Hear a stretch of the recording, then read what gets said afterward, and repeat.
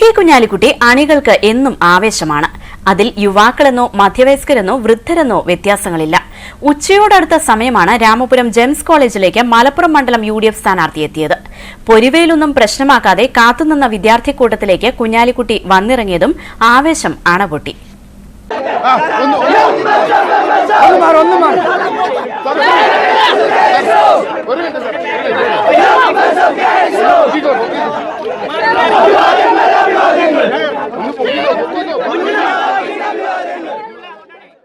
ആദ്യം റാലിയായി കെ കുഞ്ഞാലിക്കുട്ടിയെ ആനയിച്ച വിദ്യാർത്ഥികൾ പിന്നീട് തോളിലേറ്റി. ദേശീയ രാഷ്ട്രീയവുമായും വിദ്യാഭ്യാസ മേഖലയുമായൊക്കെ ബന്ധപ്പെട്ട് വിദ്യാർത്ഥികൾ സ്ഥാനാർത്ഥിയോട് സംവദിച്ചു. എന്നാൽ ആവേശബഹളത്തിൽ അതൊക്കെ മുങ്ങിപ്പോയി.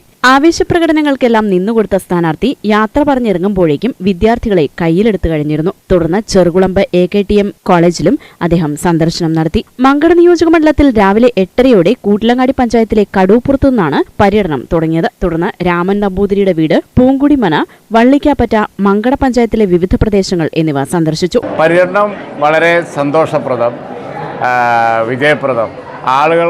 ആളുകളുടെ ആ ഉത്സാഹം, അത്യുത്സാഹം. ഇപ്പോൾ ഇവിടെ നിറയെ കുട്ടികളാണ്, അതുപോലെ തന്നെ വിദ്യാർത്ഥികൾ, അതുപോലെ യുവാക്കൾ, യുവതികൾ, മുതിർന്ന പൗരന്മാർ എല്ലാവരും വലിയ ഹോപ്പിലാണ്. കാരണം എന്ന് വെച്ചാൽ ഇന്ത്യ മാറും, അതിൻ്റെ ഗുണം ഓരോ ഇന്ത്യൻ പൗരനും കിട്ടും. തിരൂർക്കാട്ടെ വസതിയിലെത്തി Samastha Kerala Jamiyyathul Ulama general secretary K Alikutty മുസ്ലിയാരെയും വഴിപ്പാറയിൽ KKCM തങ്ങളെയും സന്ദർശിച്ച് ആശീർവാദം വാങ്ങി. തുടർന്ന് രാമപുരം ജെംസ് കോളേജിലെത്തിയ സ്ഥാനാർത്ഥി വിദ്യാർത്ഥികളുമായി സംവദിച്ചു. വൈകിട്ട് 4-ന് ശേഷം കുറുവ പഞ്ചായത്തിലെ വിവിധ പ്രദേശങ്ങളിലെത്തിയ കെ കുഞ്ഞാലിക്കുട്ടി വറ്റലൂർ ശ്രീധരൻ നായരുടെ വീട് സന്ദർശിച്ചു. തുടർന്ന് ചുങ്കത്തറ, മൂർക്കനാട്, കുറുപ്പത്താൽ, വെങ്ങാട് എന്നിവിടങ്ങളിലെത്തിയും വോട്ടഭ്യർത്ഥിച്ചു. ചൊവ്വാഴ്ച വള്ളിക്കുന്ന് മണ്ഡലത്തിലാണ് പര്യടനം. മലബാർ ന്യൂസ്, മലപ്പുറം.